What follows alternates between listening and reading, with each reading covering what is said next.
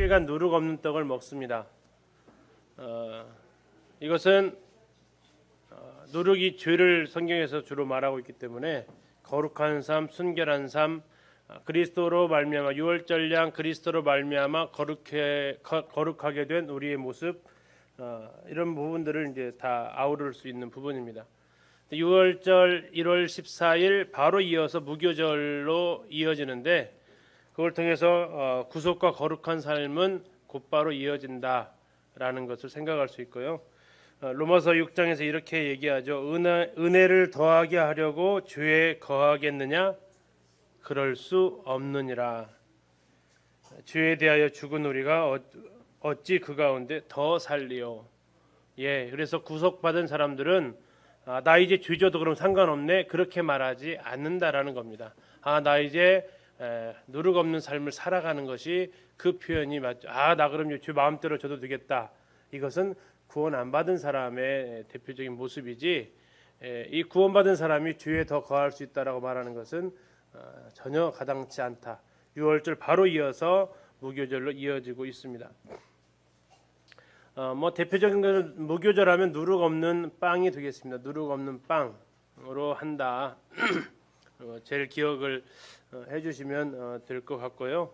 일주일 동안 지킨다. 이것은 우리의 거룩한 삶이다. 이건 우리의 순결한 삶을 보여주고 있다. 더 나아가서 그리스도의 유월절 어린 양의 피로 우리가 순결한 상태가 되었다. 누룩 없는 삶을 살 수 있는 신분이 되었다라고 생각하시면 되겠고요. 그래서 첫날 그들은 모든 누룩을 진 밖으로 다 내어 가야만 했습니다. 이 규정을 어기면 이스라엘에서 끊어진다라고 경고를 하시게 되었고요. 다시 말해서 구원받았다는 사람이 집 가운데 거할 수 없고, 그렇게 말하는 사람이라면 그는 하나님의 백성이 아니겠죠.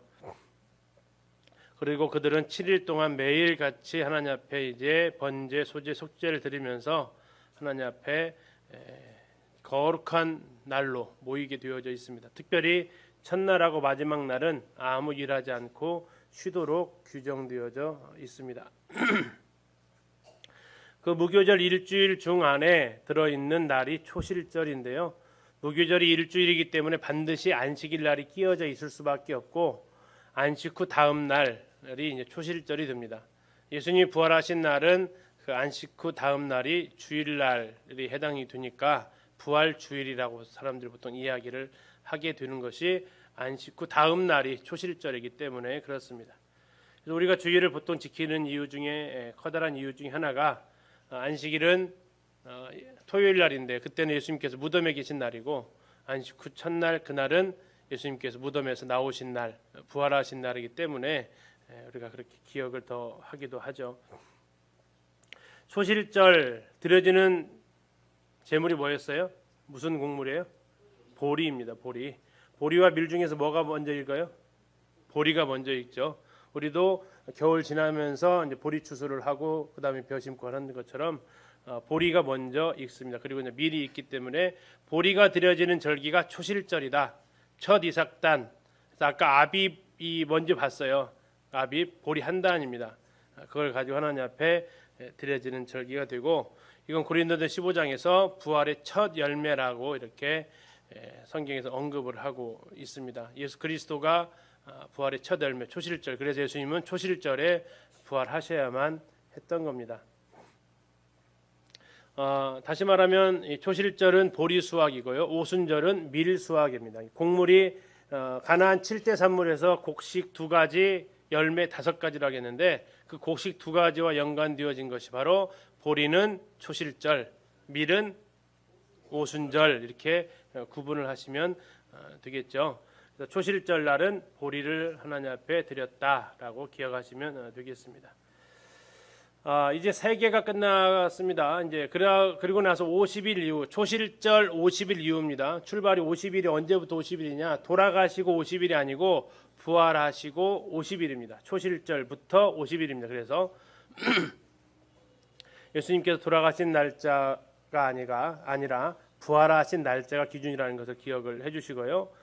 사도행전 1장을 읽으실 때 40일 동안 함께 거하셨다는 얘기도 마찬가지입니다. 부활 후 40일이라는 얘기고, 2장에 나와 있는 오순절날이라는 얘기는 다시 말해서 초실절 후 50일째 되는 날이다라고, 기준점이 초실절이다, 부활이 기준점이다라고 기억하시면 되겠고요. 그들이 이제 초실절 이후부터, 초실절부터 날짜를 셉니다. 초실절부터 날짜 개수가 들어갑니다. 오메르 1, 오메르 2 해가지고 계속 세어 나가는데 오메르 50까지 되는 날, 그 날이 이제 오순절입니다.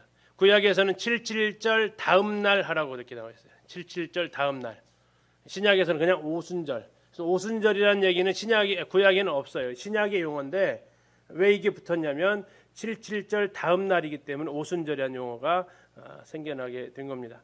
자, 이때 오순절의 특이한 모습이 뭐냐면 무교절은 아까 무슨 곡물을 드렸죠? 보리 이삭이를 초실절 때, 이게 무교절 기간에 초실절에 보리 이삭을 드렸다면 오순절은 밀 이삭인데, 또 다른 굉장히 중요한 특징 중에 하나가 무교절에는 누룩이 없어야 됐어요. 그런데 이 오순절 날은 누룩이 있어야 돼요. 누룩이 들어있는 떡을 하나님 앞에 드리라고 얘기를 하고 있어요. 자, 누룩이 들어가 있는 떡을 얘기하는데 떡 몇 개가 쓰여지냐면 2덩이가 쓰여집니다. 지금 성경 아까 그대로 찾으셨으면 지금 레위기 23장이 펴 계신가요? 레위기 23장 17절을 잠깐 보시면요. 레위기 23장 17절입니다. 너희의 처소에서 10분의 2 에바로 만든 떡 몇 개요? 2개. 2개를 가져다가 흔들지니 이는 고운 가루에 뭘 넣으라고요? 누룩을 넣어서 구웠다라고 얘기하고 있습니다. 자, 누룩을 넣은 떡 2개. 그래서 이제 성경학자들은 이것을 오순절날 이 성령께서 오셨기 때문에 오순절날 성령께서 오셨고, 그럼으로써 이 떡 2개가 누룩이 들어가 있고, 누룩은 죄고, 죄인된 2사람이, 죄인된 2민족이 하나님 앞에 드려짐으로써 한 세 사람이 태어났으니 오순절날 태어난 그 한 세 사람이 누구예요? 교회라는 거죠. 교회 탄생이 오순절날 탄생입니다. 오순절날 교회가 태어나요. 근데 그 교회의 태어남이 어떻게 이루어졌냐고요? 떡 2덩이, 누룩을 넣은 떡 2덩이. 그러니까 로마서에서 누룩을 넣은 2 죄인 집단이 있습니다. 누구예요? 유대인하고 이방인하고. 유대인은 로마서 1장부터 시작해서 이제 이방인들이 죄인이다라고 1장 쭉 얘기하고 있어요. 1장 28절부터 쭉 죄의 목록도 얘기하면서 이방인들이 죄인이다라고 얘기하고 있고요. 2장 중반절 가면 유대인들도 죄인이다라고 얘기하고 있어요. 그러면서 3장 10절 가면 의인은 없나니 하나도 없다 해서 이방인이 됐든 유대인이 됐든 전부 다 뭐라고요? 다 죄인이다라고 얘기했어요. 저희 구약에서 말하고 있는 이 누룩은 죄를 보통 얘기하는데, 이 누룩 들어있는 두 떡덩이가 있었다고요. 그게 누구라고요? 죄인이었던 유대인과 죄인이었던 이방인이었어요. 근데 그들이 오순절날 하나님 앞에 77절날 제사로 드려졌다고요. 자, 제사로 드려져서 하나님께서 그 연락을 받으시는데, 그러므로서 태어난 것이 오순절날, 신약에서 가서 보니까 교회가 그날 태어나더란 얘기예요. 그래서 에베소 2장 15절에 보니까 하나님께서 어떻게 표현하고 있어요? 잠깐 가서 확인하겠습니다. 에베소 2장 15절 가서 보겠습니다. 한 세 사람이 태어납니다.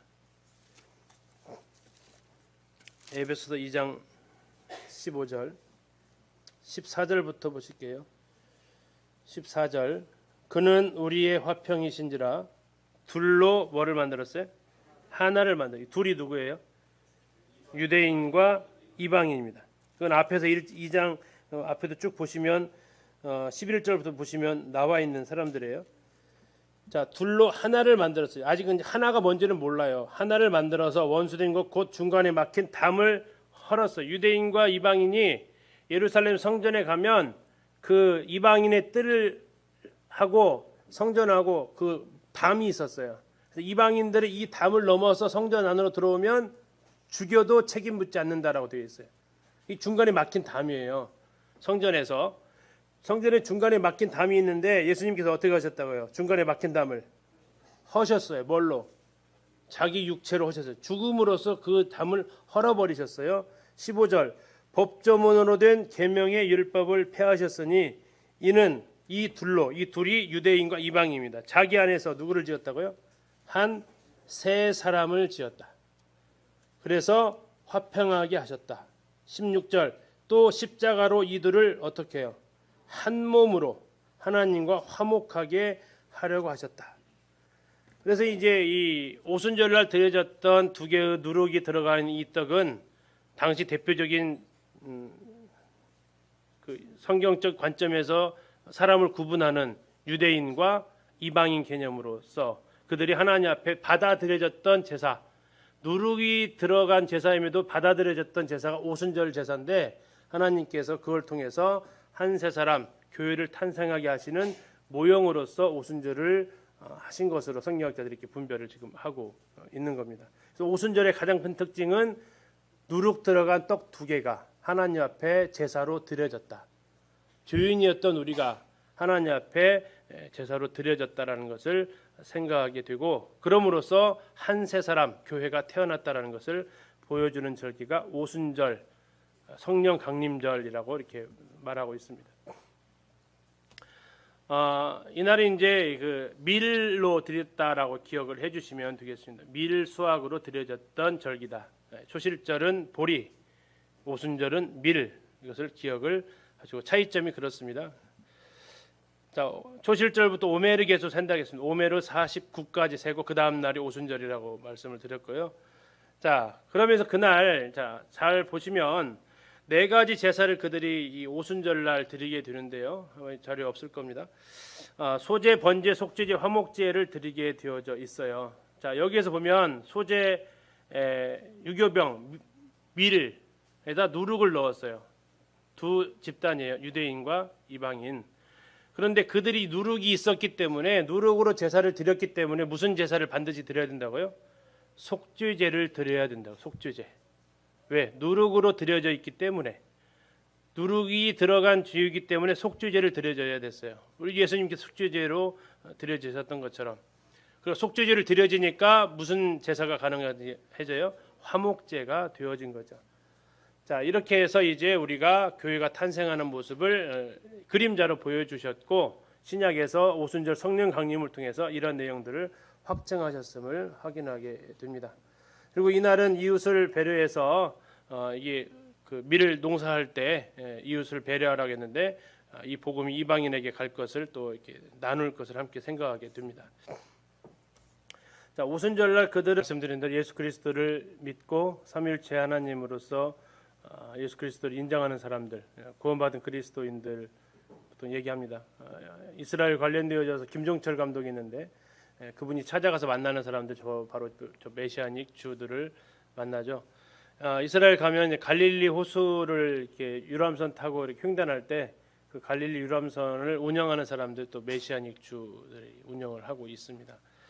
그들에게 있어서 이 이스라엘은 참 많은 만감이 교차하는 땅일 거예요. 아까 보셨던 대로 이스라엘이 가기 전까지는 굉장히 성경의 땅, 믿음의 땅 이렇게 생각을 했는데 나중에 보니까 동성애 축제 세계 제 두 번째로 큰 동성애 축제가 텔아비브에서 매년 열려요.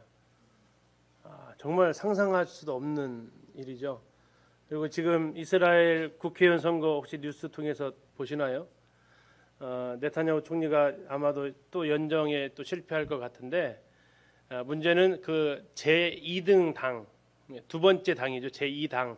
거기가 바로 이 동성애 옹호하는 정당이 제 두 번째 세력을 가진 정당이에요. 만약에 이제 그것이 뒤집히면 더 크게 이제 아마 활발하게 움직일 겁니다. 아예 대놓고 동성애를 지지하고 옹호하고 있습니다. 두 번째 정당의 당 대표가 이게 이스라엘 땅. 그러면서 그들에게 이제 복음을 전해야 되는 그런 책임들을 이런 절기 때마다 그들은 모여서 기도하고 있다라는 것을 볼 수 있습니다. 자, 이제 7월 달로 갑니다. 나팔절입니다. 티슈리월이라고도 하고요. 로시아샤나 뜻은 그 해의 첫머리입니다. 아까 이제 월삭은 그 달의 첫머리다라고 했다면 이 나팔절은 해의 첫머리, 그러니까 1월 1일이라는 뜻이죠. 이날도 역시 아무 노동을 하지 못하도록 되어져 있고 성경에서 두 가지로 얘기하는데 교회 휴거. 근데 휴거는 어쨌든 이렇게 되어지면 날짜 예정이 되어져서 아니고 보통 아닐 것으로 분별을 합니다. 이건 교회와 관련된 내용인데, 근데 이제 그 나팔 마지막 나팔 데살로니가서에 나와 있는 그 부분. 그래서 이 종말론자들에게 있어서 마지막 나팔에 대해서 성도들이 홀연히 다 휴거된다라고 성경에 기록되어져 있거든요. 혹시 기억나세요? 그 말씀이? 근데 그 마지막 나팔이 또 한 군데 나와 있는 데가 있어요. 계시록에 나와 있거든요. 예. 그래서 계시록에 7가지 심판이 나와 있죠. 7인, 7나팔, 7대접 심판이 있어요. 그래서 거기에 7번째 나팔, 이 마지막 나팔이고 그것이 불려지면 7대접 심판이 일어나요. 그래서 이 종말 우리랑 다른 종말론을 가지고 있는 사람들은 데살로니가전서에 나와 있는 그 마지막 나팔에 우리가 다 들림 받을 거기 때문에 성도들은 환란을 통과한다라고 가르쳐요. 7인의 심판을 견뎌야 되고 6번째까지의 나팔의 심판까지 견디고 나서 마지막 나팔, 그러니까 대접 심판은 안 받지만 인과 나팔의 재앙은 견뎌내야 된다라는 거예요. 아까 뭐 장로님이 잠깐 얘기했지만 그래서 사람들이 막 공동체 생활을 하려고 지금 막 지하 벙커로 들어가는 사람도 있고 산속으로 들어가는 종교 집단들이 있어요. 그들이 믿는 신앙이 인과 나팔까지는 견뎌야 되니까 그때 가면 어려우니까 지금 가서 미리 터전 닦아놓고 하자. 매매를 할 수 없으니까 우리가 자급자족하자. 그렇게 생각을 하고 있어요. 이게 바로 이제 이 교리나 신학이 가지고 있는 굉장히 영향력이죠. 바르게 알아야 되는 거죠. 그래서 근데 거기서 나와 있는 데살로니가전서에 나와 있는 그러면 그 마지막 나팔에 우리가 다 홀연히 변화한다. 그럼 그 나팔하고 계시록에 나와 있는 그 나팔이 같은 나팔이냐 이거죠. 근데 첫째로 쓰여진 순서로 계산을 한다면 데살로니가전서가 먼저 쓰여졌을까요? 계시록이 먼저 쓰여졌을까요? 데살로니가전서가 훨씬 일찍 쓰여졌거든요. 그러면 데살로니가전서가 그 마지막 나팔이라면 데살로니가전서를 썼던 사도 바울은 요한계시록에 있는 그 내용을 알고 썼어야 이해가 그 앞뒤가 맞아요. 내가 쓴 마지막 나팔은 요한계시록에 있는 그 나팔이라면 요한계시록이 먼저 쓰여져야 된다고요. 그리고 너희들 알지? 그 마지막 나팔에 우리가 올라갈 거야. 근데 이게 순서가 데살로니가전서가 먼저 쓰여졌다고요. 사도 바울은 사도 요한이 쓴 7나팔은 들어보지도 못하고 순교하셨어요. 60년대에. 그것은 90년대에 썼고. 그래서 마지막 나팔이 그 나팔이 아니라는 거예요. 이해 가시죠? 안 가시면 나중에 개인적으로 질문하십시오. 자, 나팔절 이렇게 보시면 나팔을 불어서 기념한다고 해서 나팔절이고요. 설날입니다. 지난번 보여드렸던 소파르 양각 나팔을 불어서 하게 됩니다. 그러면 어떻게 이것을 할 수 있느냐? 그들은 달을 기준으로 한다고 했는데 7월 초하루니까 월삭이죠. 월삭의 기준은 뭐냐면 달이 뜨는 시각입니다. 근데 달을 몇 명이 봐야 되냐면 3명이 봐야 돼요. 3명이 달을 딱 보면 이 사람들은 바로 사내들인 공회로 뛰어와요. 뭐하라고 뛰어올까요? 달 떴습니다 하면서 뛰어와요. 근데 한 명이 와가지고 인정 못 받아요. 2명, 3명까지 와야 인정받아요. 그리고 그 3명에게는 특혜를 줘요. 여기 왔으니 수고에 해당되는 어떤 특혜를 주게 돼 있고 3명으로부터 달 떴다라는 보고를 받으면 공식적으로 이제 초하루의 시작을 알리게 됩니다. 특별히 이제 이 나팔절에는 저녁부터 아침까지 일정한 시간 간격으로 나팔을 불게 되어져 있고 특별히 느헤미야 8장에 보면 그들이 수문 앞 광장에 모여서 하나님의 말씀을 7월 1일부터 듣게 되어서 초막절 끝날 때까지 계속 말씀을 들었다는 내용이 느헤미야 8장에 나와 있습니다. 이스라엘의 그 성경에 보면 2가지 나팔이 나와요. 절이 없습니다. 하나는 은나팔이고요. 하나는 쇼파르라는 양각 나팔입니다. 은나팔은 언제 쓰여졌냐면 사람들 출발하고 행진하고 할 때 민수기 10장 1절에 이렇게 나와 있어요. 여호와께서 모세에게 일러 가라사대 은나팔 둘을 만들되 쳐서 만들어서 그것을 회중을 소집하며 진을 진행하게 할 것이다. 은나팔이 불려지면 움직인다라는 뜻이고, 이 쇼파르라는 양각 나팔은 종교적인 행사 때 불게 되어져 있습니다. 이 감람산에서 이제 이게 양강나팔은 아닌데 이건 굉장히 큰 나팔인데요. 이걸 가지고 부르는데 자 이들은 이 나팔을 4번에 걸쳐서 부르는 모습을 볼 수 있어요. 요즘 유대인들입니다. 이건 이제 히브리어인데 첫 번째 이제 이분이 부를 때 이 말을 하고 해요. 그러니까 한번 보시고 나팔을 어떻게 부르는지 한번 보시면 좋겠습니다. 테키야! 자, 테키야 하죠. 길게 울려 봅니다. 샤바리! 짧게 3번. 테루아! 네, 짧게 9번 봅니다. 다시 테키야 부르고요. 테키야 가돌라! 네,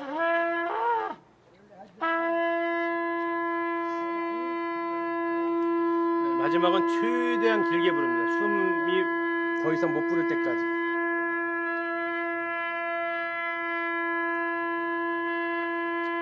굉장하죠.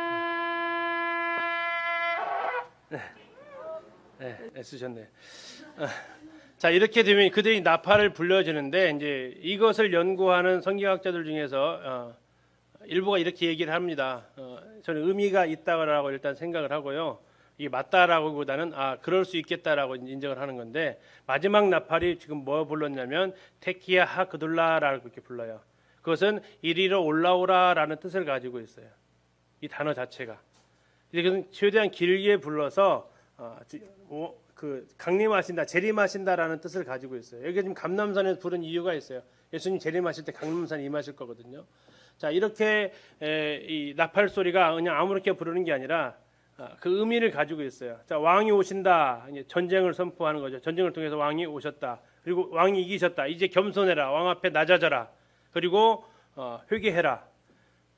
그리고 이제 3번째 트루아하면서 깨어나라, 각성해라라는 뜻을 가지고 마지막 4번째가 이리로 올라오라라는 뜻을 가지고 있어요. 그래서 데살로니가전서에 나와 있는 마지막 나팔에 우리가 변화된다라고 했을 때 이 4번째 그들이 불렀던 이 나팔절에 울려 불렀던 이 4번째 이 나팔의 그 의미가 아니겠느냐.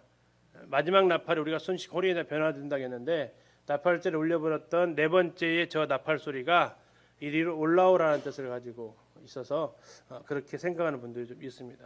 저도 이제 이번에 공부하면서 좀 봤는데 이것도 일리는 좀 있겠다라고 싶습니다. 좀 더 공부해야 될 부분인 것 같긴 해요.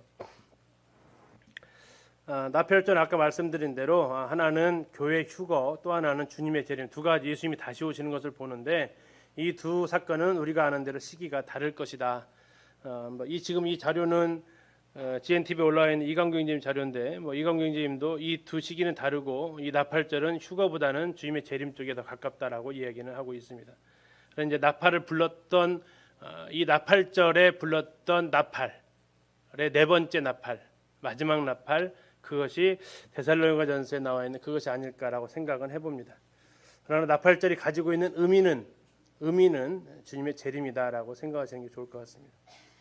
7월 10일 날 대속죄일로 넘어갑니다. 이건 우리가 자세하게 살펴보셨죠. 대제사장만 일하는 날이고 대제사장이 1년에 하루 들어갈 수 있는 날이고 이것은 이스라엘 백성의 1년 동안 지었던 모든 죄를 해결하는 날이다.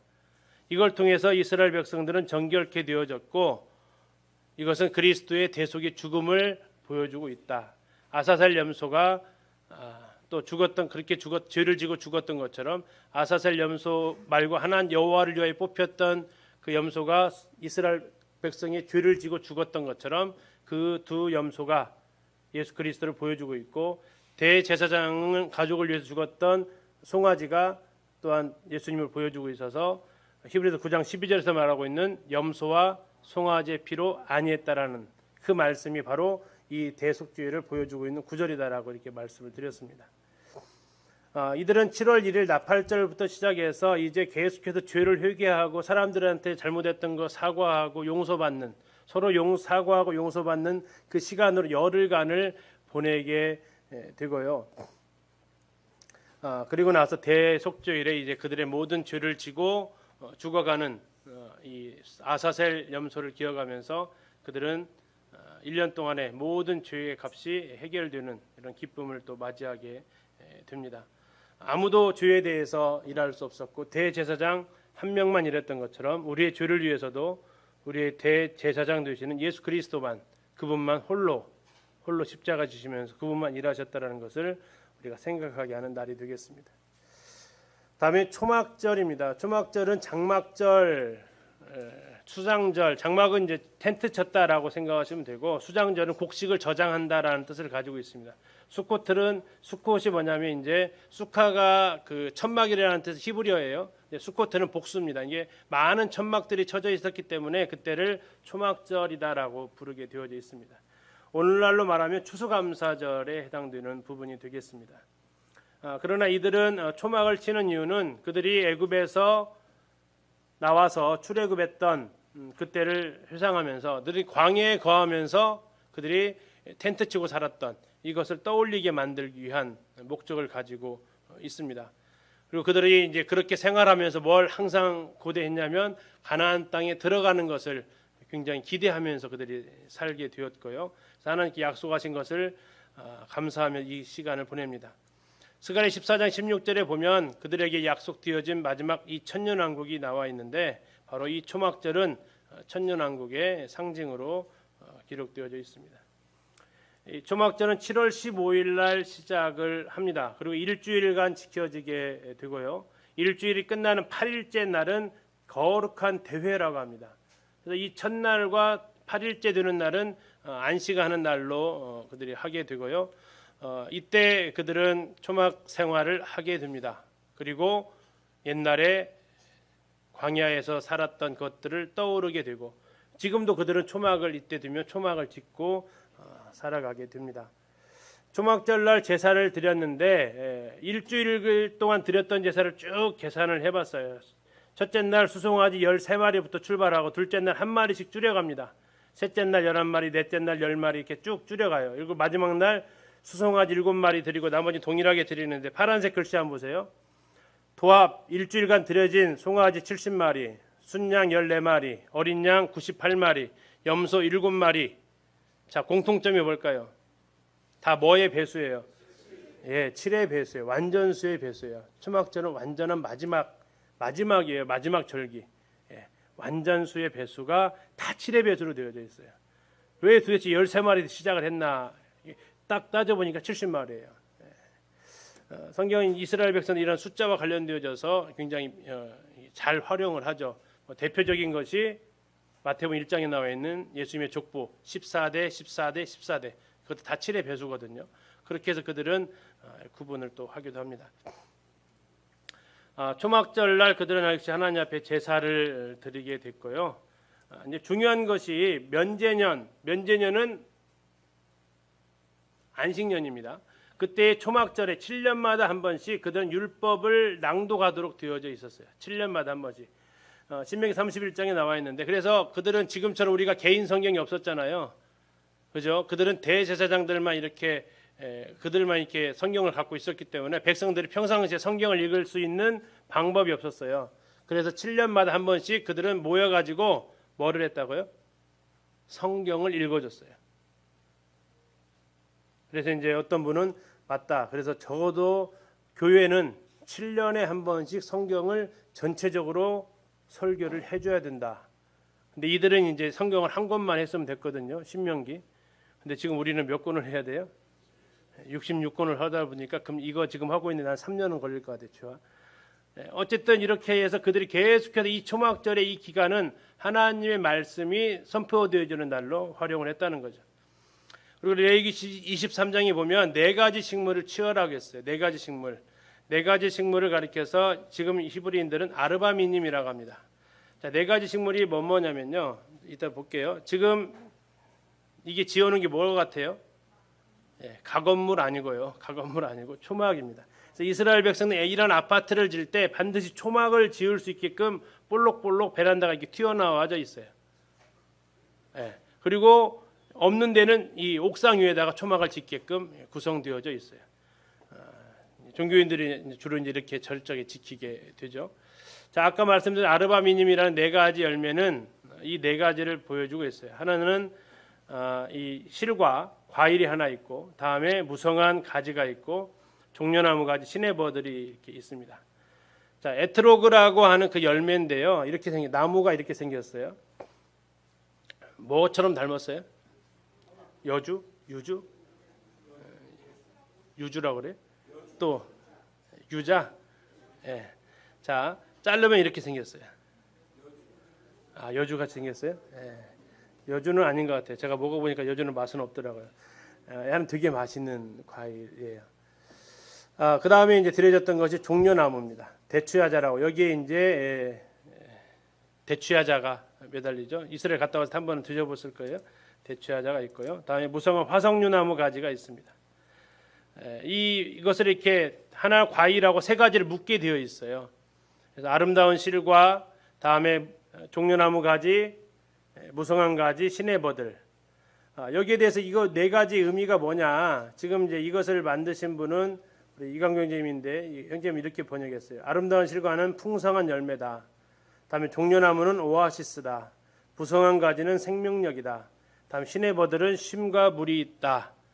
다 좋은 의미로 썼는데 이스라엘 사람들한테 물어보니까 이스라엘 사람들은 아니래요. 이게 이스라엘 사람들은 그러면 이것을 어떻게 생각하느냐? 자, 의미가 좀 달랐죠. 자, 에트로가 뭐라고요?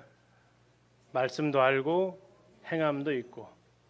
다음에 종려나무는 그 종려나무 전에 이 화석류는 없었죠. 화석류는 맛은 없는데 향은 있고. 다음에 그러면 말씀은 모르는데 지키긴 하고. 다음에 종려나무는요. 말씀은 아는데 행함이 없고. 이 버드나무 가지는요. 맛도 없고 말씀도 모르고 행함도 모르고. 근데 이걸 네 개로 다 묶어서 해요. 왜 그럴까요? 그래도 우리는 한민족이다. 그래도 우리는 한민족이다. 예, 나는 네 가지 중에 뭐예요? 문제는 나는 뭐냐 이거죠. 나는 에트로그예요, 종려예요, 무성한 가지예요, 시내버들이에요. 우리 하나님 말씀을 알고 행하는지, 모르지만 행하고 있는지, 알고도 안 행하는지, 관심도 없고 행하는 것도 없는지. 그러나 어쨌든 이스라엘들에게 있어서 이 네 가지를 같이 이렇게 손에 잡고 기도를 해요. 회복시켜 달라고. 우리는 그래도 다 하나다라는 얘기. 차별하지 않고 그런 기도하는 모습. 시간이 다 돼서 다음 때 이거 들고 기도하는 모습을 좀 같이 좀 보면서 다음에 초막절 이어서 좀 더 말씀드리도록 하겠습니다. 오늘은 이제 저기 초막절 다 못 끝내는데요. 초막절을 하고 밑에 부분 좀 더 하고 다음 주에 민수기 이어서 가도록 하겠습니다. 형제님 기도해 주시고 마치도록 하겠습니다.